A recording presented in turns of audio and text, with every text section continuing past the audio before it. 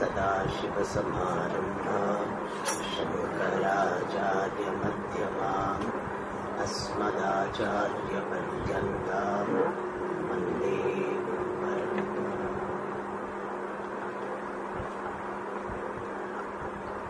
In the last class,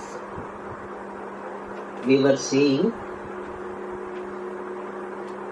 the name of the text which we are going to study, Srimad Bhagavad Gita, and what is the background of this text. These are the topics we were seeing in the last class. Srimad Bhagavad Gita. Gita means a song. Actually it should be grammatically Gitam. But to give the status of Shruti, please finish whatever is you are doing. No unnecessary movement in the class. So, Gitam it should be, but to give the status to this text to the Shruti which is feminine, it is called Gita. So Gita means a song teaching. Teaching of whom? Bhagavan, the Lord. And the Lord who is Srimad, glorious, endowed with glory or endowed with knowledge, is Srimad Bhagavad Gita. That is called Srimad Bhagavan, and his teaching is Srimad Bhagavad Gita. So Srimad Bhagavad Gita is the teaching of glorious, knowledgeable Lord. And this teaching is given in the form of a dialogue. Why is it in the form of a dialogue? One purpose of dialogue is to suggest that this knowledge which is given here is to be learned from a teacher. Dialogue is between the Guru and Shishya, the student and teacher, suggesting that this Vidya is not to be gained by self-study. Many people will say you don't require any Guru, you can study by yourself, you become your own Guru. All these sentences look fantastic, but they are dangerous for a mumukshu, because you are having resistance to go to the Guru itself shows that you have some problem of ego. The people with ego would not like to surrender. And Pujya Swamiji used to say that when a person in the childhood had some problem with father, uncle who were very authoritative, then they will have resistance to go to any authoritative figure. And therefore, one needs to work on that and drop the resistance to going to the teacher. In fact, it is sane, it is intelligent. Pujya Swamiji used to say that when you are helpless, it is intelligent to ask for help. When I am helpless, then it is intelligent to ask for help. And that is suggested by this dialogue form. Bhagavad Gita Samvada Rupena Pravritta. It is there in the form of Samvada, a dialogue, suggesting that this knowledge is to be gained from a teacher. And Samvada, this dialogue has got advantage. Another advantage is, in dialogue there will be question answers. And some of the questions which we have will be asked by the Shishya in the text, and therefore our questions are answered. And another thing suggested is that this knowledge needs to be understood, and it is not a matter of belief. the Shishya asks the question and it is never stopped or discouraged or belittled by the teacher. When a student asks the question, Guru happily answers. This shows that in this pursuit of knowledge, there is nothing wrong in asking questions. Having Shraddha, having trust in the Guru does not mean not asking questions. You are welcome to ask the questions. That is suggested in this dialogue form. And thus, most of our Upanishads are in the form of dialogue. Our text of Vedas, texts belonging to Vedas, at the end, they are called Upanishads. And they are also in dialogue form. Bhagavad Gita also in a dialogue form.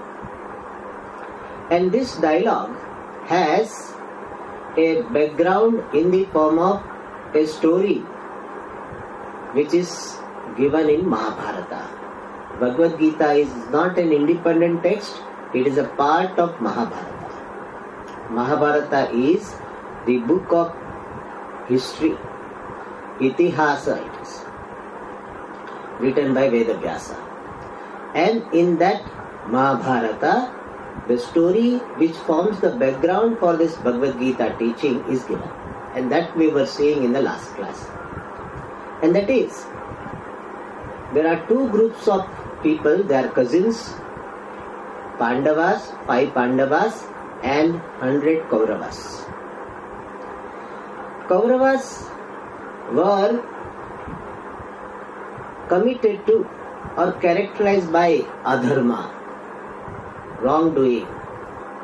Pandavas were committed to dharma. So, these Pandavas and Kauravas, they had a war situation, battle between them.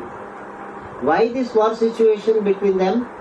Because Kauravas had captured the kingdom of Pandavas and Pandavas requested to give back even a part of it. But Kauravas were not ready. And therefore, their Pandavas, being Kshatriya, in those days they used to follow these duties based on the class. And the Kshatriya have the duty to protect Dharma. They have to stop this wrongdoing in the society.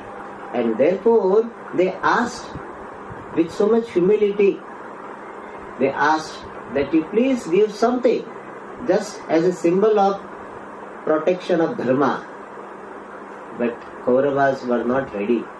And therefore, war was thrust upon them. And that war was Dharma Yuddha.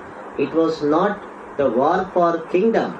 It was war for the protection of Dharma.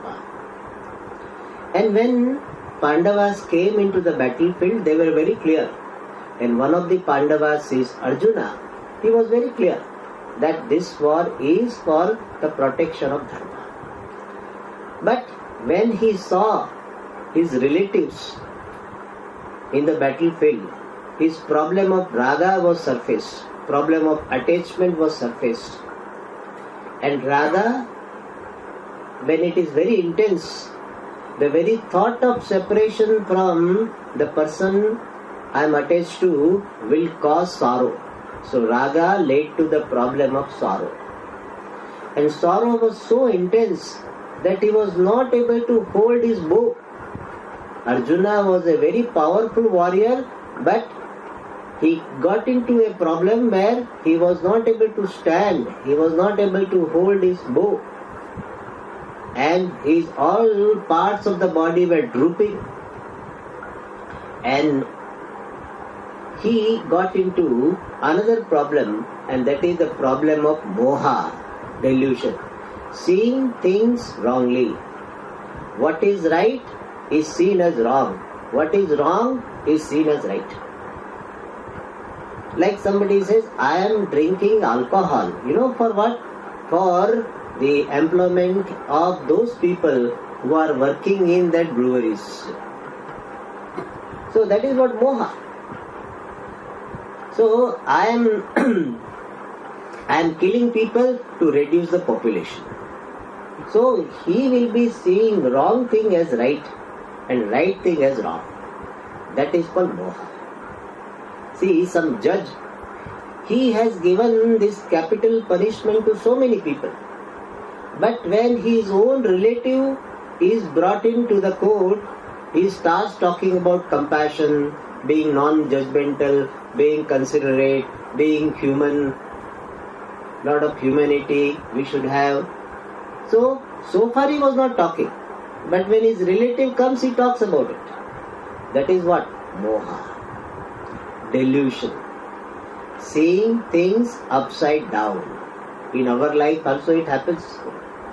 Many times we justify our weakness by wrong arguments. I am getting up late. Why? Because I don't want to disturb others. So he justifies that. So some excuse people will give. I am sleeping. Why?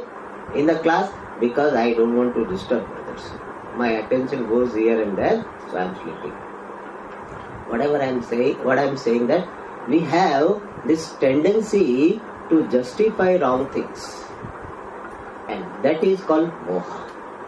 Arjuna also got into this problem, and he started giving the arguments that this duty of war should be dropped because they are our relatives and relatives should not be killed, and even for kingdom we should not kill our relatives. Our relatives are more than our kingdom. So that time he forgot the fact that this war is not for getting the kingdom. It is meant for protection of dharma. And thus Arjuna got into this problem of raga, this attachment, sorrow, shoka and moha. And Bhagavan tried to give some pep talk.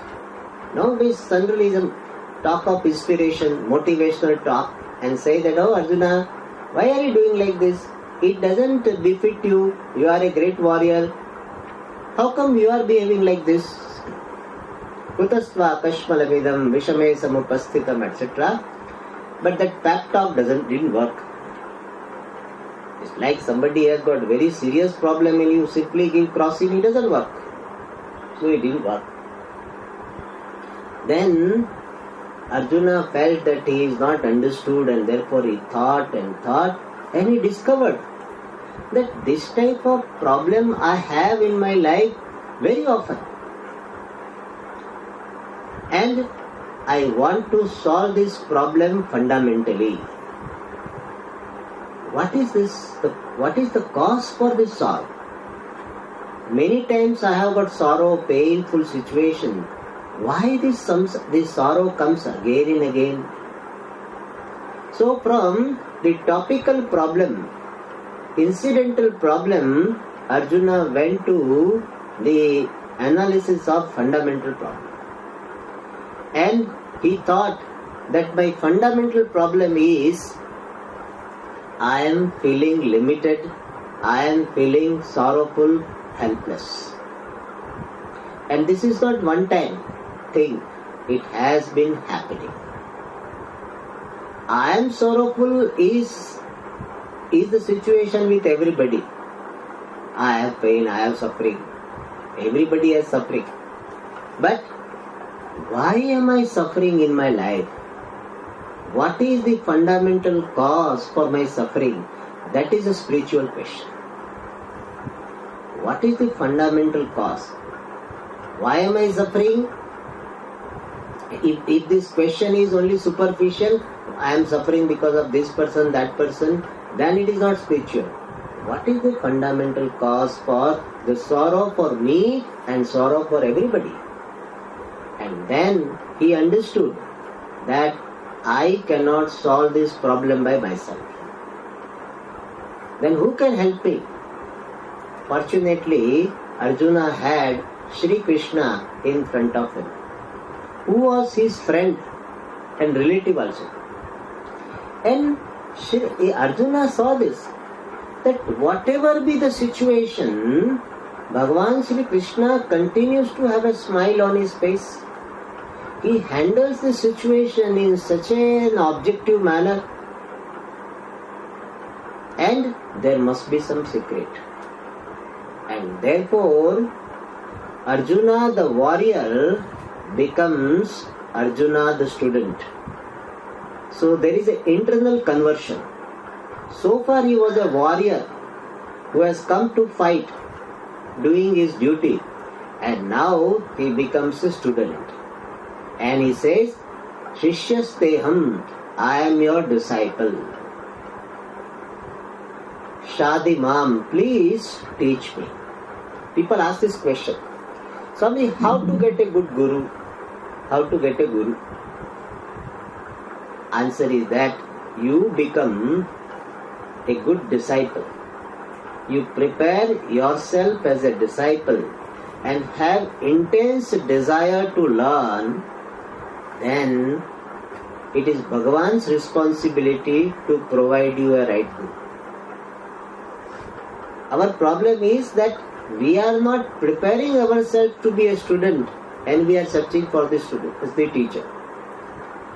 Ask yourself, really I value this knowledge? Am I ready to sacrifice something for this knowledge? Ask this question and prepare yourself. And you sincerely pray to Bhagavan. Bhagavan will definitely provide guru. Bhagavan runs a guru agency, and therefore he will send one guru to you. You don't have to bother. And by chance, gurus are not ready, then Bhagavan himself will be available as guru. Like in school it happens, no? That principal will send the teachers. But by chance no teacher is available. Then what happens? Principal himself takes the class. So similarly, Bhagavan also, he will send some gurus locally available, and if not available, Bhagavan himself will be available as the teacher. We need not bother about this. We prepare ourselves to be a student, guru will be provided.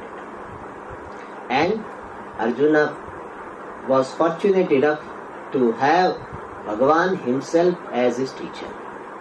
Then he surrendered. He says, Tvam prapannam, I am surrendered to you. Please teach me. So, when I am going to learn from someone, I need to have the attitude of surrender. You should not say to the teacher, you teach this, you teach this. Why don't you teach like this? Why don't you teach like that? You should never do to the teacher. If you are able to instruct the teacher, then you are more than the teacher. You don't require the teacher. And therefore, the student is the one who is ready to learn the way the teacher is teaching. And he has Shraddha in the teacher. And that's what happened to Arjuna. And Bhagavan started his teaching from the 11th shloka of the second chapter. This Bhagavad Gita has got 18 chapters. And the first chapter and the second chapter, the 10th shloka of second chapters is only a background story. From the 11th shloka alone, Bhagavan starts his teaching. And Bhagavan's teaching to Arjuna is, your problem of sorrow, your problem of attachment and delusion is because you do not know what you are. And once you know yourself to be what you are, then you will not have sense of limitation because you discover yourself to be limitless. And sense of limitation is not there, then you will not have any insistence and expectations from anyone, and thereby you will be free from sorrow. So self-knowledge was presented as the solution to the problem of sorrow. And that self-knowledge was given in this chapter. And then Bhagavan says that this self-knowledge is possible only when a person is prepared. Like calculus this knowledge of calculus will be possible when you have got basic mathematics. Basics are not there, then this will not make sense. And therefore, for any discipline of knowledge, some preparation is required. For self-knowledge also some preparation is required. And what is that? Purity of the mind and steadiness of the mind. And that purity and steadiness of the mind are attained by the sadhana of karma yoga, which includes upasana. So as a preparatory means, Bhagavan talked about karma yoga. Thus, Bhagavad Gita has got two topics. What is that? Self-knowledge and karma yoga. Since it talks about self-knowledge, it is called Upanishad. Upanishadsu. When we read the chapters, it says Upanishadsu. And since it is talking about the preparatory means, it is called Yoga Shastra. So what is Bhagavad Gita? It is Upanishad because it talks about the self-knowledge. It is Yoga Shastra because it talks about Karma Yoga, the means to prepare myself for Atmajnanam, self-knowledge. So what is the message of Bhagavad Gita? Bhagavad Gita says, prepare yourself with the sadhana of Karma Yoga. Karma Yoga we'll see later on, but at this juncture Karma Yoga means doing one's duties with proper attitude is Karma Yoga. So prepare yourself with Karma Yoga. Get knowledge by Jnana Yoga. The means of knowledge or the sadhana of knowledge is called Jnana Yoga. Get knowledge by the sadhana of Jnana Yoga. And by Jnanam become free. Prepare by Karma Yoga, get knowledge by Jnana Yoga, and be free by Jnanam. This is the message of Bhagavad Gita. And Bhagavad Gita is prescribing or revealing the means for moksha. Therefore Bhagavad Gita is called Moksha Shastra. What is it called? Moksha Shastra. The scripture dealing with freedom. Nowadays people use that Bhagavad Gita for sports person, Bhagavad Gita for army people, Bhagavad Gita for management. All these are okay.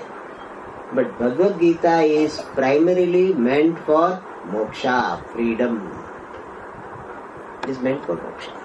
And thus, this Bhagavad Gita is the Shastra which prescribes the Atmajnanam as the means for moksha. And this Bhagavad Gita, as I said, has got 18 chapters, 700 verses.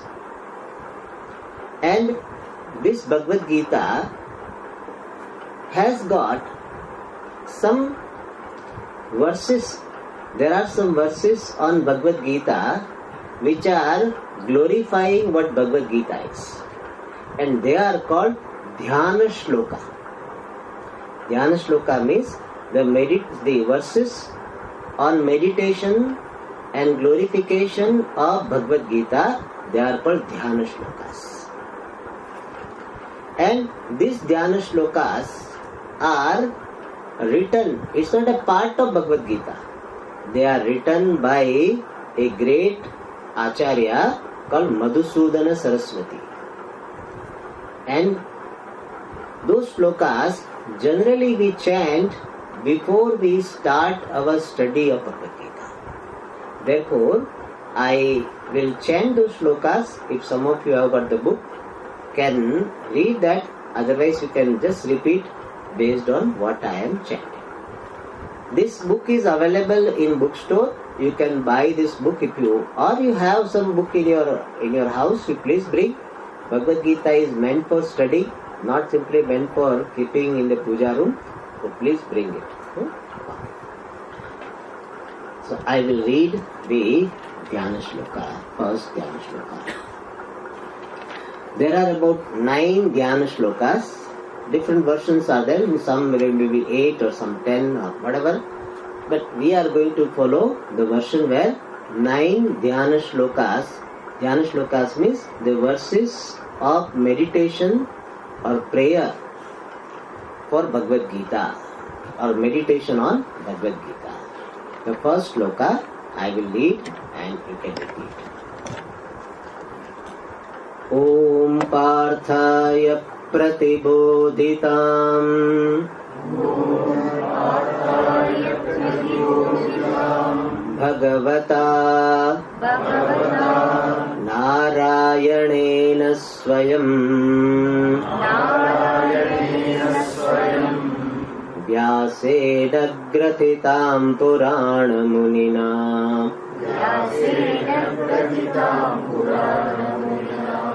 Madhye Mahabharatam Advaitamritavarshiniim Bhagavatim Ashtadashadhyayiniim Ambatvāmanusandadhāmi Bhagavat Gīte Ambatvāmanusandadhāmi Bhagavat Gīte Bhavadveshinīm.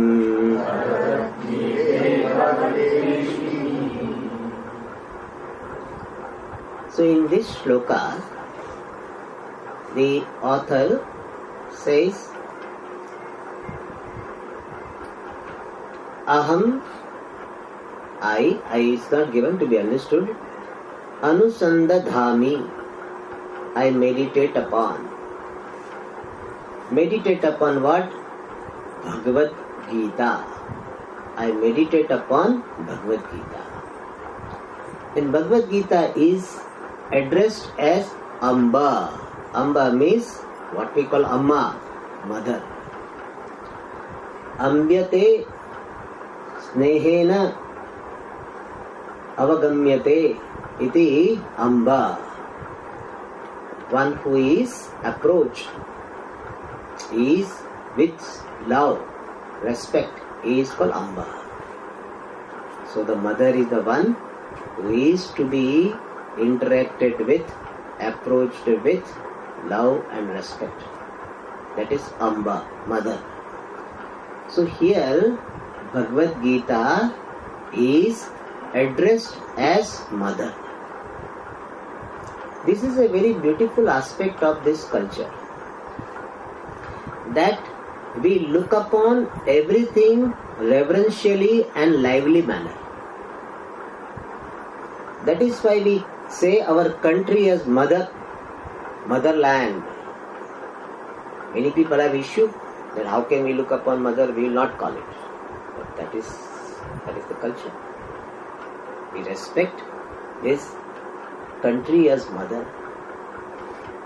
And even the text, Bhagavad Gita, we are addressing as what? Amba, mother. Because mother is the one who wishes well of children. Unless some mother has got some issues, generally mother is the one who always wishes well of children. Similarly, Bhagavad Gita also is approached properly, then showers the blessings, therefore mother. And mother has got the understanding of the nature of children, and therefore mother will attend to the child in various ways. If child doesn't like one item, she will make another item. If one item is not suitable for the health, another item. Father says, if you want to eat, eat, otherwise get lost. Mother will not do generally. So, mother is the one who will provide various ways for growth. Similarly, Bhagavad Gita, like mother, provides the sadhanas at different level of people. Not only for great scholars or highly evolved people. Even a person has got no initial background, still Bhagavad Gita has something to convey. Therefore Bhagavad Gita is like mother. O mother, Tvam Anusandadhami, I meditate upon you. Who are you? Bhagavad Gita. O Bhagavad Gita, Mother. O Mother Bhagavad Gita. And we have seen the meaning of Bhagavad Gita. A song of the Lord. Here song means not that Bhagwan started singing Ashotyanam, something like that. Not like that. He did not sing. The singing is here in the sense of teaching. But teaching is so lucid, therefore it is called singing. And Bhagavad Gita means the teaching of Bhagwan, the Lord. So, O Bhagavad Gita, Mother, I meditate upon you. Bhagavan is the word used for Ishvara, the Lord. Ishvara doesn't mean Shiva. Ishvara means the Lord. And why is he called Bhagavan? Because he has got Bhaga. Somebody has got Dhanam is called Dhanavan. Similarly, one who has got Bhaga is called Bhagavan. So Bhagavan means one who has these glories is called Bhagavan. Achha, and what are the glories? In Shastra they talk about Aishwaryam, overlordship. Bhagavan is the one who rules over everyone. Aishwaryasya samagrasya dharma. Bhagavan never compromises with dharma, righteousness, dharma. And Yashaha, Bhagavan has got Yashaha, fame. Shri, all wealth belongs to Bhagavan. This is a very beautiful concept in our culture. In our Purana they say, wealth which is represented by Lakshmi, married to whom? Vishnu. So Lakshmi is what? Vishnu's Patni, wife. And somebody's wife has come to your place, she can do some help, but you cannot claim her. It is inappropriate. Similarly, Lakshmi comes to your house, you can receive her blessings, you can do things to be done, but never claim in your mind at least wealth to be yours. Wealth always belongs to Narayana. So at least in our some part of the mind that clarity is there that wealth belongs to Narayana. Lakshmi belongs to Narayana.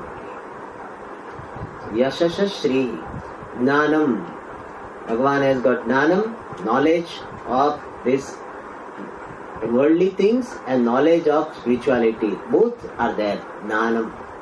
Vairagyam, dispassion.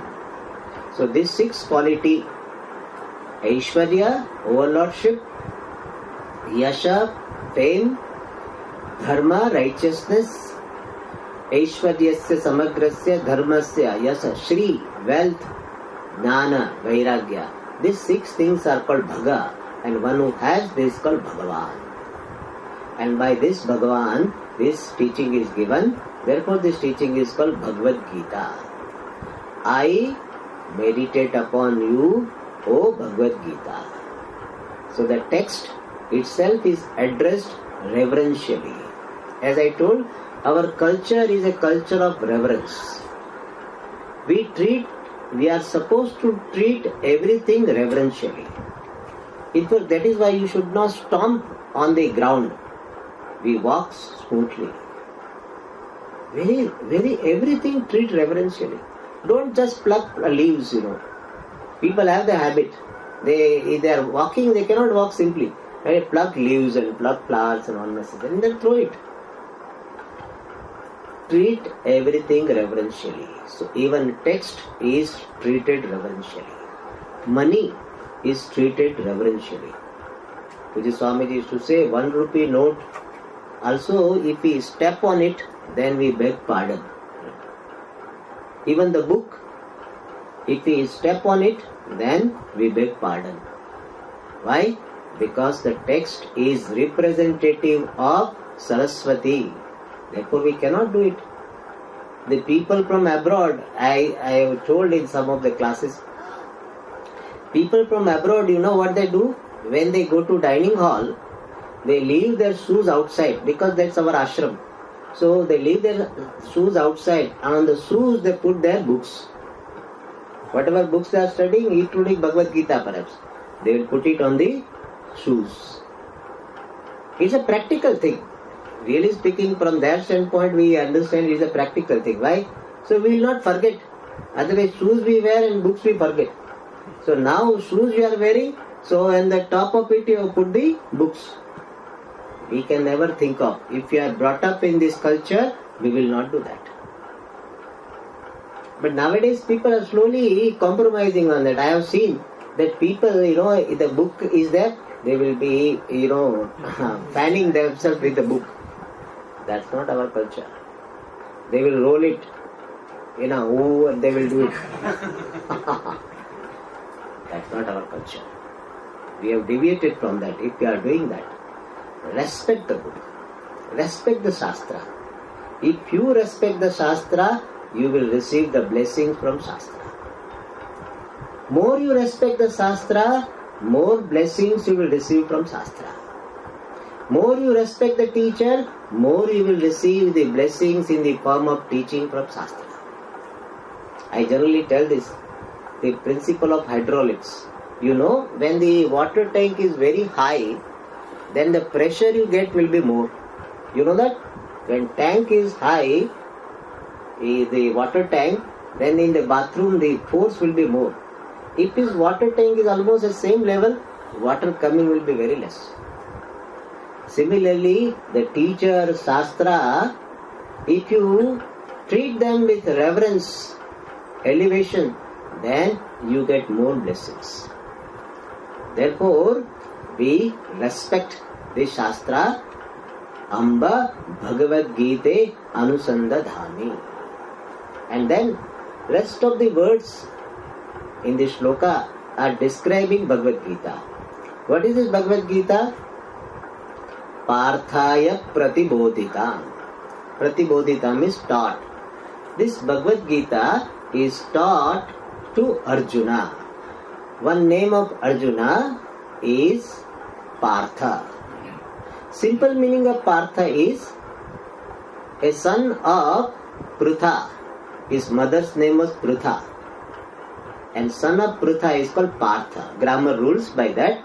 Pruthayaha putraha Partha. So it is a name based on his mother's name. That's why our culture was like that. So based on the parents' name, these sons will be addressed.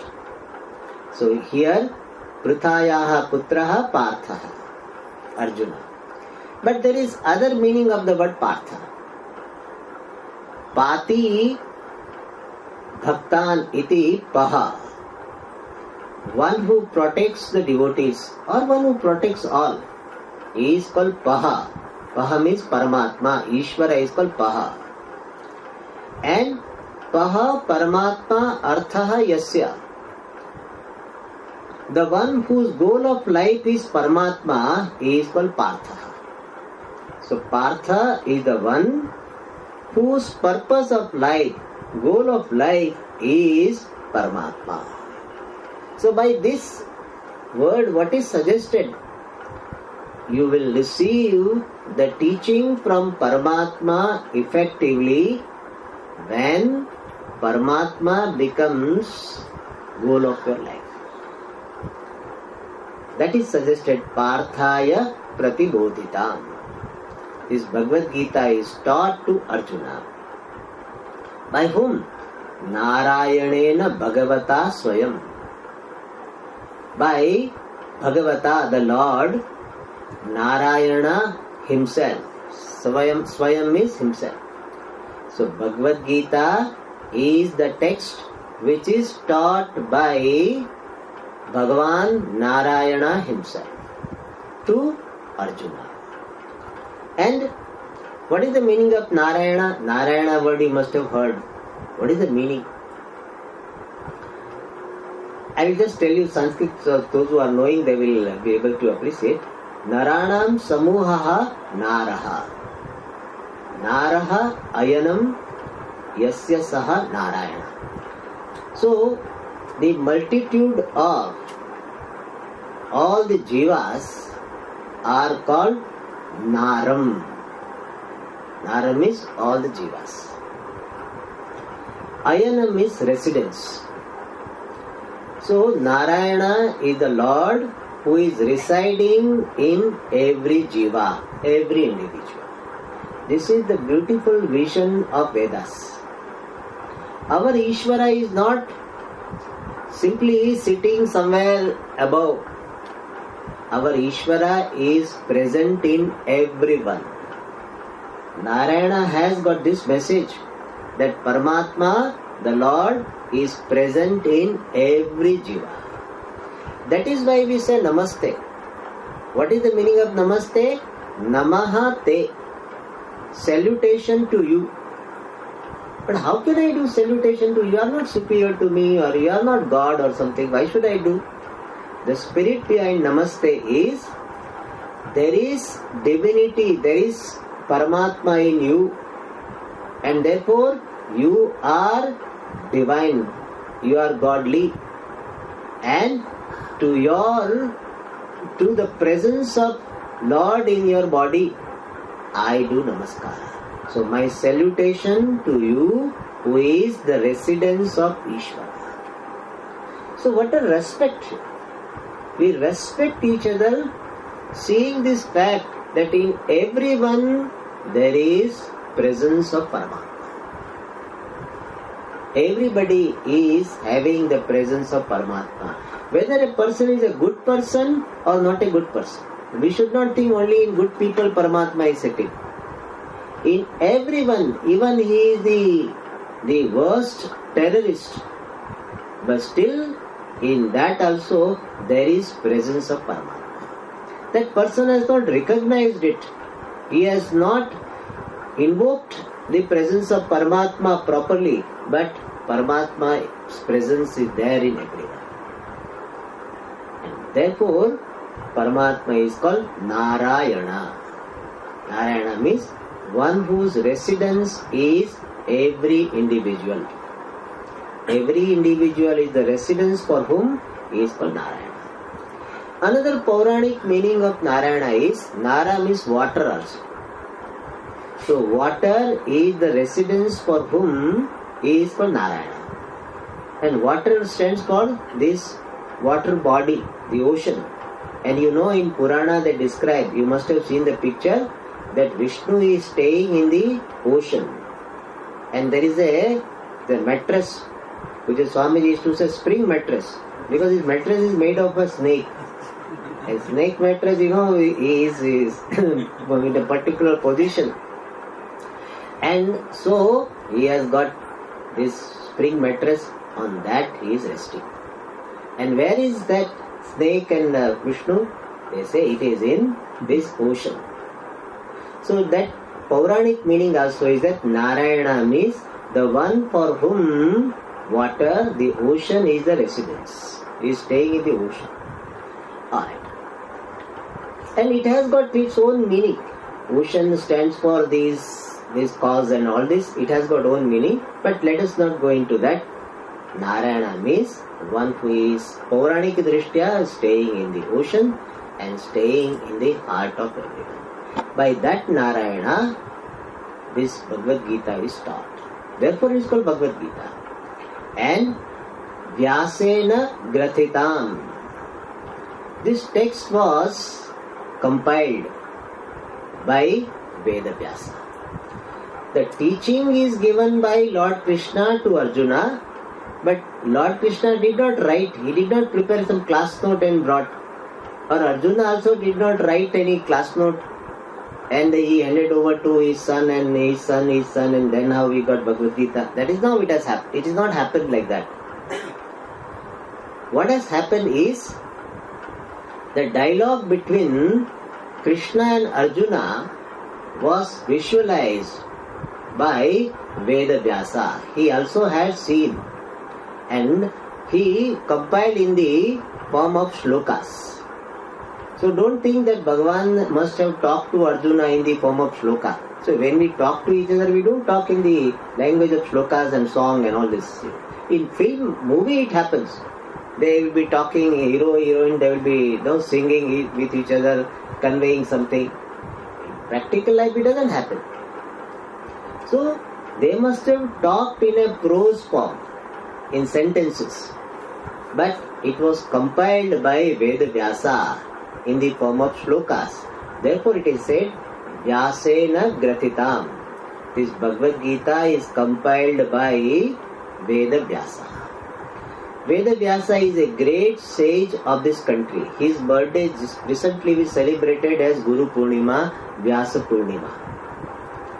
And he was the compiler of Vedas. Therefore he is called Veda Vyasa.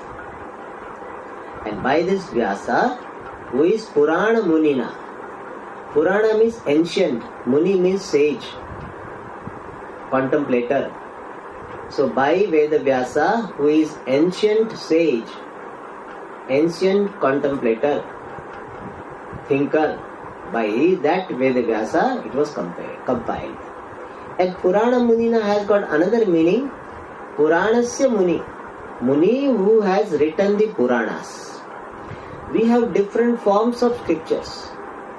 We have a very vast body of scriptures. Even one life may not be enough to read all the scriptures. That big body of scriptures we have. One form of scripture is called Vedas, otherwise called Shruti. Second is called Smriti. And there Smriti also we have got 18 Smritis and Rupa Smritis, so many books. Then we have got Itihasa, this Mahabharata and Ramayana. Then we have got Puranas. Generally they translate as a mythology. So Purana is the Shastra which is giving the teaching of Vedas in the form of stories and narrations. So Purana is a very vast literature. Thousands of verses will be there. Bhagavata has got 80,000 verses. So many shlokas. Skanda Purana has got some 86,000 or something. 86,000 Skanda Purana is the biggest one. So many shlokas. All these Puranas are composed by Veda Vyasa. Therefore is called Purana Muni. So this Bhagavad Gita is compiled by Veda Vyasa, who is the author of Puranas. And where did he compile? Where did he keep this Bhagavad Gita? Madhye Mahabharatam. In the middle of Mahabharata. Means Bhagavad Gita is not an independent text. It is part of Mahabharata. As I said, Mahabharata is a book of history having 100,000 verses written by Veda Vyasa. And it has got 18 parvas, means 18 cantos are there, 18 divisions are there. And each division is called parva, starting with Adi Parva. And then Divya Arohana, it is last parva. So, this going to heaven, that is the last. And then, in between, there is Bhishma Parva. So, Bhagavad Gita is occurring in the division of Mahabharata called Bhishma Parva, which is the sixth Parva of Mahabharata. So, Madhye Mahabharatam. It is there in Mahabharata. So, it is the address of Bhagavad Gita given. Where is Bhagavad Gita? It is a part of Mahabharata. And this Bhagavad Gita is Ashtadasha Dhyayinim, having 18 chapters. And Bhagavatim, this Bhagavad Gita is glorious. Just now we saw Bhaga means glory. Bhagavati means having the glories. So Bhagavad Gita is glorious. And why it is glorious? Because it provides the means for preparation and provides the means for moksha. Therefore Bhagavati. Advaitamrita Varshini. Varshini means showering, providing. What? Amruta. Amruta means nectar. Nectar of what? Advaita, non-duality. So it is showering the nectar of non-duality. Non-duality means what? The reality which is free from any duality. It is called non-duality. So non-duality is the nature of reality where duality, I and you, are not there. It's a very profound word which will become more clear when we study Vedanta further. But Advaita means where division is not there. We have some division. This person is different, this person is different, I am different, the world is different, Ishvara is different.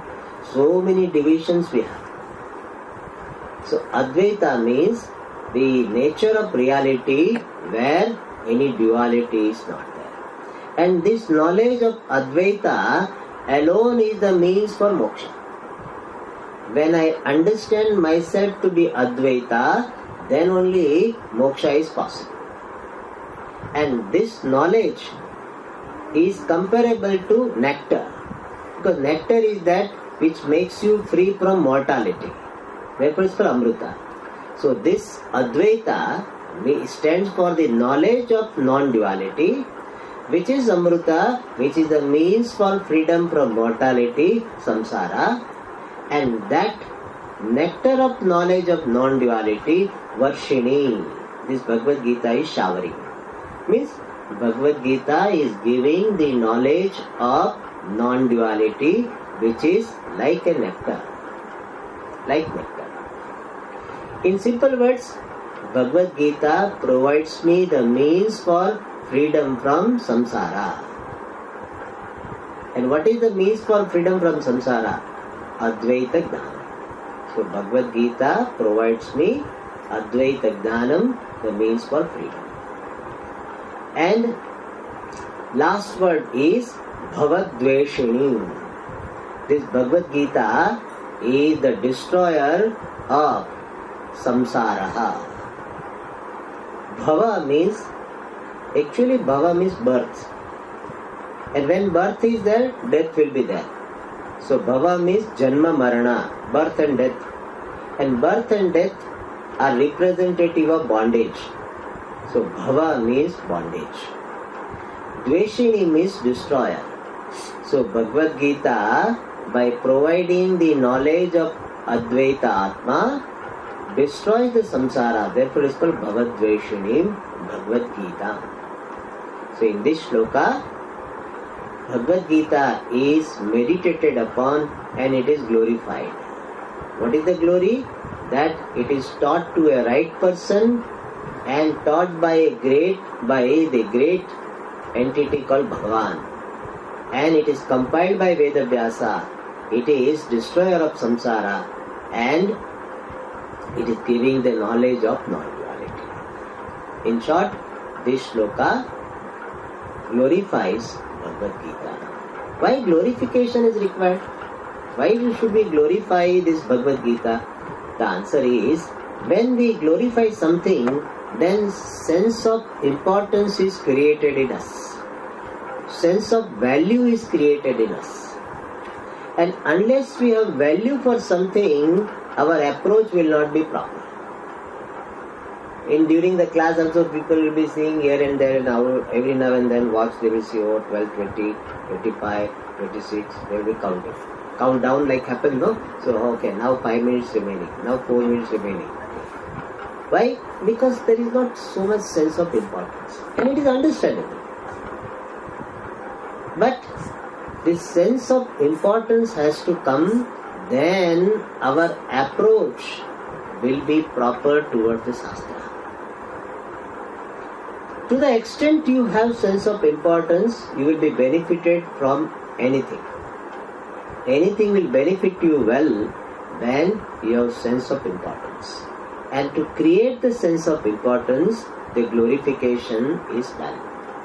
Alright. Now, the next shloka is offering salutation to the compiler of Bhagavad Gita, and that is Veda Vyasa.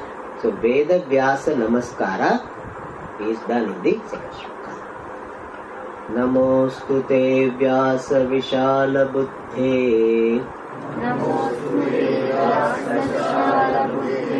पुल्लारविन्दायत पत्र नेत्र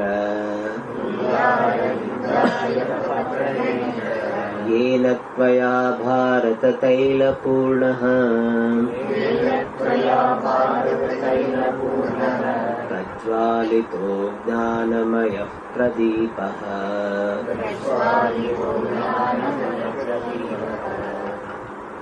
हे Vyasa, O Veda Vyasa, the compiler of this text, te to you, namaha astu, let there be salutation. O Veda Vyasa, let there be salutation. And namaha expresses our humility. Namaha expresses that I accept your greatness. So namaha, salutation. And what type of Veda Vyasa you are? Vishala Buddhe, having very vast intellect. And vastness of Veda Vyasa's intellect can be understood from the fact that he compiled all the 4 Vedas. We have not even read all Vedas, he compiled all Vedas. And to compile Veda is not that easy. There will be so many versions, he has to select which one is the right version, which is more accurate, all this. So, Vishala Buddhi. And he wrote Brahma Sutra, which is the book of analysis done in the brief statements, aphorism. That shows his greatness. If you study Brahma Sutra, you will understand, when you get an opportunity, you will understand that how much subtlety Veda Vyasa must have. In one small sentence, so much is conveyed. Tattu Samanvaya. Like I am just giving you a sample. That one sutra, there is a huge commentary by Shankaracharya and by other acharyas. This sutra is only this much. Tattu Samanvaya. Athato Brahma Jignasa. I am just giving you a sample. Athato Brahma Jignasa. First sutra. Janmadhyasya Yataha. Second sutra. Then Shastra Yonitva. Just this much only. Shastra Yonitva. Third sutra. Tattu Samanvaya. Fourth sutra. And for this 4th sutra, we have about 100 classes. When we had a course here, before this much only, we studied. Mainly is this 4 only. On that there is a commentary. And on that commentary, there is a commentary. And on that commentary, I give commentary. So, about 100 classes we have. So, on this, only these 4 lines. You may think 4 lines, how much time will require? Maximum 1 class. I can teach in 1 class also, no problem. But if we study elaborately, it takes a lot of time. So that is done by Veda Vyasa. So Vishala Buddhi, he wrote Puranas, 18 Puranas, Vishala Buddhi. And he compiled his Bhagavad Gita, Vishala Buddhi, vast intellect. And his form is described, Pullara Vinda Yatapatra Netra. Is a description of Veda Vyasa's form. He is having the eyes, netra means eyes, which are Pullar Vinda Ayata Patra. His eyes are like the patra, the petal of the lotus. Aravinda means lotus. Ayata means well spread. Pulla, well grown, bloomed. His eyes, netra, are like the petals of fully bloomed lotus. His eyes are like the petals of fully bloomed lotus. Means very beautiful big eyes. Like Swami Vivekananda, big eyes. Similarly, before that Vivekananda he was there, he had big eyes. And it is sign of beauty. And you are the one, Tvaya, you are the one by whom, Tvaya, by you, Yena, by whom, Pradipaha, lamp, Jnanamayaha, Jnana means full of wisdom. Prajvalitaha, lighted up, having Bharat Taila Purna, having, Purna means having, filled with the oil of Mahabharata. So it refers to Bhagavad Gita. You are the one by whom the light of Bhagavad Gita, the lamp of Bhagavad Gita was lighted up, which is having the background of Mahabharata. In short, this shloka offers salutation to Veda Vyasa, who had compiled the Bhagavad Gita. See? Om Purnamada Purnamidam Purnat Purnamudachyate Purnasya Purnamadaya Purnameva Vashishyate. Om Shanti Shanti Shanti.